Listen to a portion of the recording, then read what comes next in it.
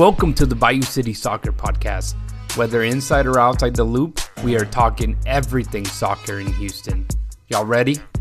Let's get it.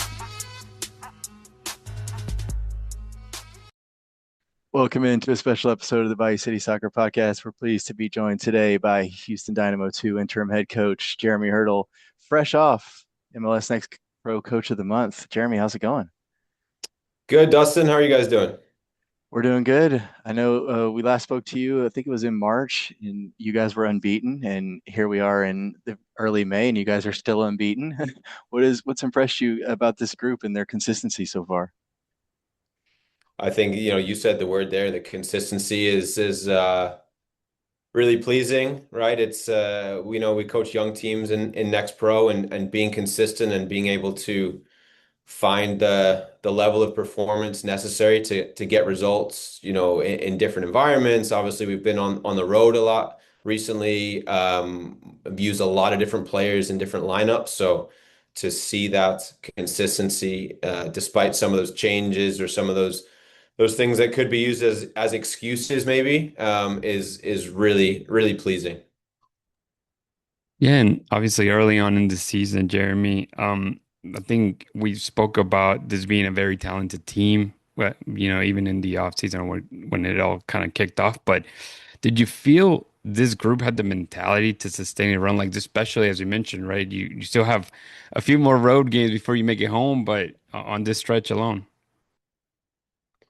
Yeah, the mentality is really important, and it's maybe one of the main kind of areas that we talk about a lot and that we try to develop in these guys. They're all talented players. They all have bright futures, but I think a separating factor a lot for the guys that make it or can survive at the higher levels and the levels that they're trying to get to is the mentality. So that's something that I don't think you ever know as a coach until you see the guys in the fire. And so far they're checking the boxes, but we always talk about how dynamic this environment is and how, at the last minute things change and you have to roll with the punches in so many senses of the word. And so far that's been really good, but let's see what happens as we continue. Pedro Cruz, winning goalkeeper of the month again. I think he's won it twice in a row now for you guys. Defensively, you guys have been so strong this year. And I think especially for a young group, that defensive and having that mindset, young players, I think it can be hard for them to, have that defensive mentality and wanting to defend. What's been key for that discipline for you guys in that group? Yeah, a few things. I think one thing I'd like to highlight is the way that we like to play is with the ball and without the ball is fully collective. 11 guys being great attackers, 11 guys being great defenders. And so especially early on in the season, and I think it's come back for us in a good way the past few games.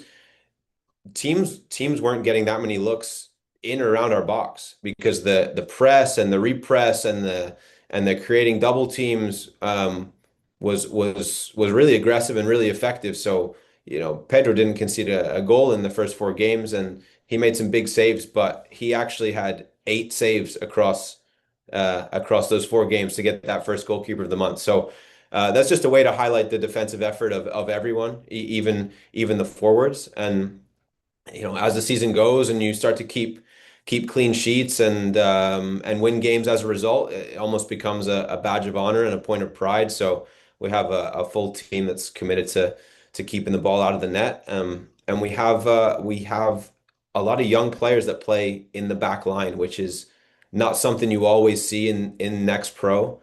Obviously, a lot of young players play in this league, but what you tend to see a bit more is teams giving chances to young attackers and young midfielders. There's a different kind of responsibility and pressure being in the back, and that's kind of different for us. So for those guys to go in and do that job, and as I said before, we've played a lot of different lineups in the back, and we played back 4 and we played back 5, and we lost Daniel Barrett to an injury, we lost Gavin Wolf to an injury, and for the consistency to remain despite the lineup changes is really promising. Yeah, and I was looking at the goal differential, and it's 20 goals in favor, 3 against. Just going a little deeper into this defensive role, and I think you spoke on it a little bit, Jeremy. But I guess it's a combination, right? But it's structure, player buying in, mentality, all this kind of happening within your group as well. Yeah, it's all happening, right? And then you put an outstanding goalkeeper behind those guys, right? I mean, Pedro's made some unbelievable saves. There's been, I won't lie, there's been situations where I think, oh, that's in, and he's pulled it out, right? And that's that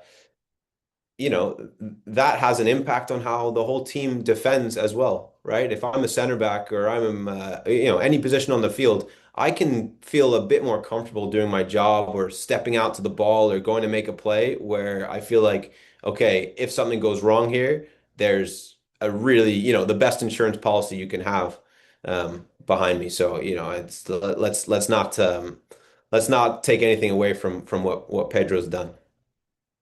And Rudy mentioned it there too, but you guys have been very good offensively as well. How do you, as a coach, how do you evaluate that and kind of teach these guys that balance of, that attacking freedom, but also being so good defensively as that you guys have been?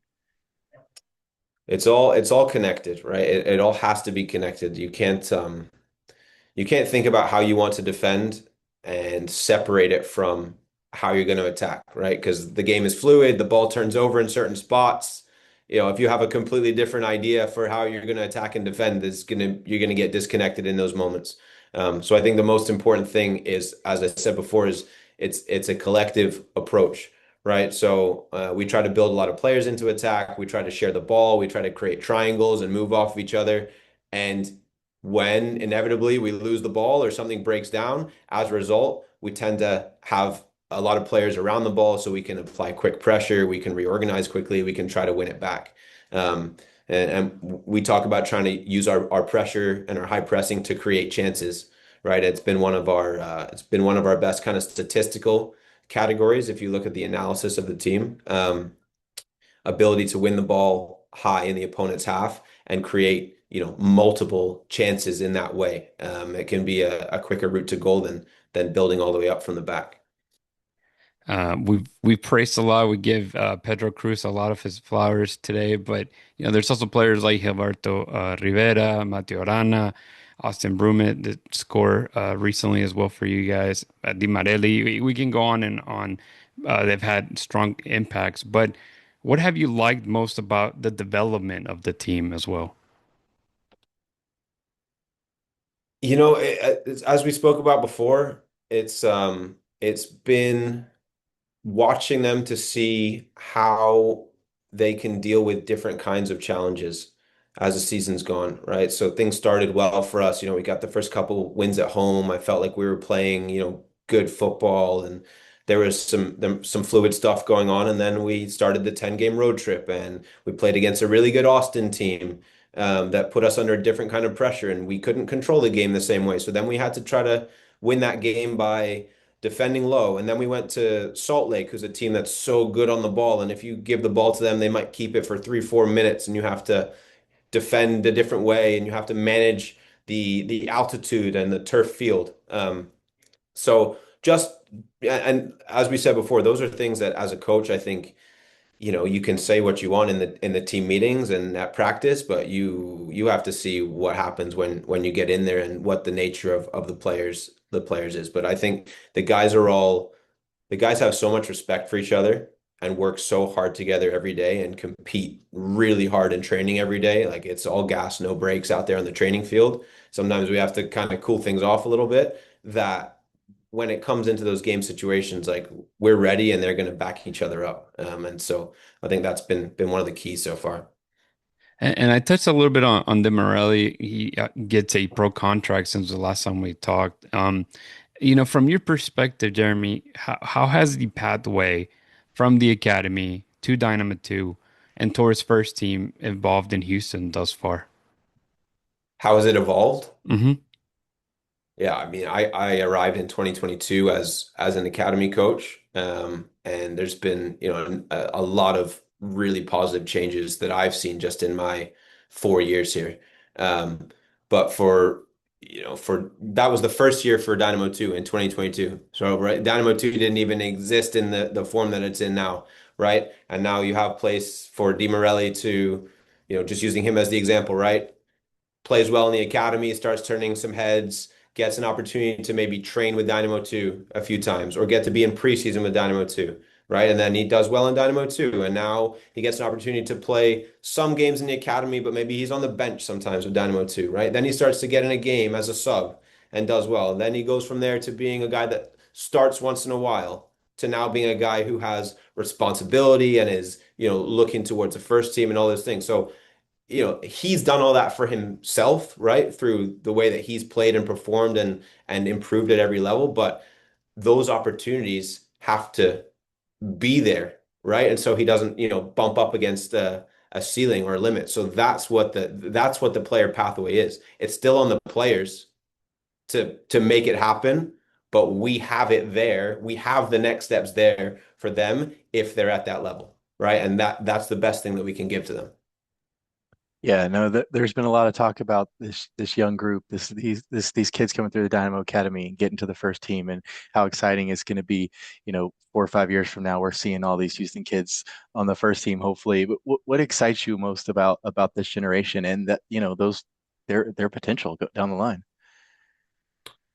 They're really good, man. They're really good, Dustyn, and there's more guys that are coming up from behind them that some people haven't even seen yet, right?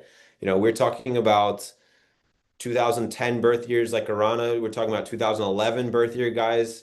Yeah, like this stuff moves fast. So there's a lot of really good players. And I think you see the kind of personality of the players, like even the young guys like Arana or like Di Morelli, like Samir, in the group. Like these are creative, confident, skilled players. Like they're exciting players. They're the kind of guys you're gonna want to watch right now, but in a few years, they're the guys who are going to be putting butts in seats. It's crazy to think kids from 2010 and 2011 are on the verge of being professional soccer players. Yeah, I don't like it. And I think about what I was doing in 2010. It's like this guy was just born. It's crazy. Yeah, you mentioned already some of the names, and despite the roster being young, and it's funny because Demerel is technically a veteran now in Dynamo 2, right? But the group looks very mature on the field. Where do you think the mentality comes from as well, Jeremy? I think the club did a really nice job of putting together this roster, right? So we wanted to evolve the roster of the second team and it to have a little bit of a different makeup than it did maybe the past couple of years where it was super young, right? Super academy heavy. We also got a bit unlucky last year with like a lot of signed players got injured, unfortunately.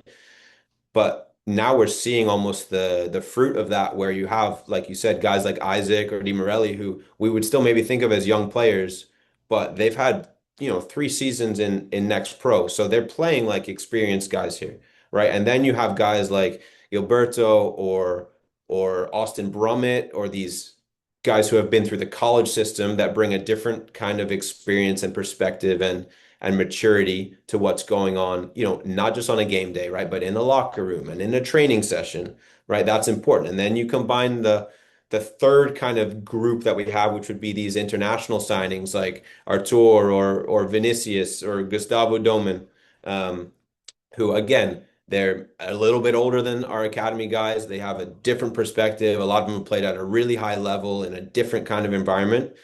And if you can get those guys to connect and learn from each other and bring together their different sort of perspectives and experiences they've had, then you have a really kind of rich culture and environment. And I think that's what we've pushed really well this year with the way that the club has constructed this roster. There feels like there's a nice balance to it where the most exciting young players are still getting their opportunities, but they really, really have to fight for them because there's older guys there that if the older guy's doing the job, he's going to play. It's a competitive environment. And I know we've talked to Ben and some of the first team players. They're a veteran team. They have a lot of guys that have been captains that have been, in Europe and the big stages. You guys have a lot of young players. It's always interesting. Is leadership, is that something that you could teach these guys? Is it something they learn as they see other players? What have you seen from this group in terms of leadership?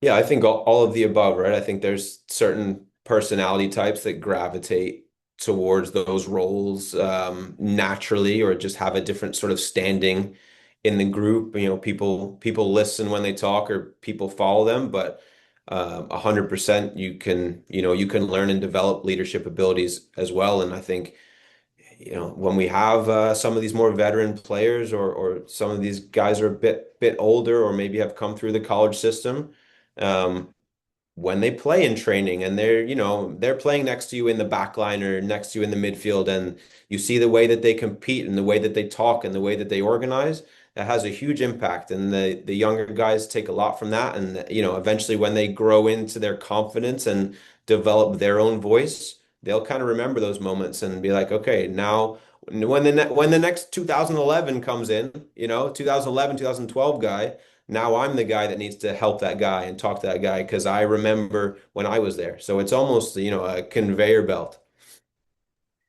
Yeah, and now moving into this next matchup for you guys, taking on St. Louis City, another undefeated team as well, both of you guys being on the top of the Western Conference.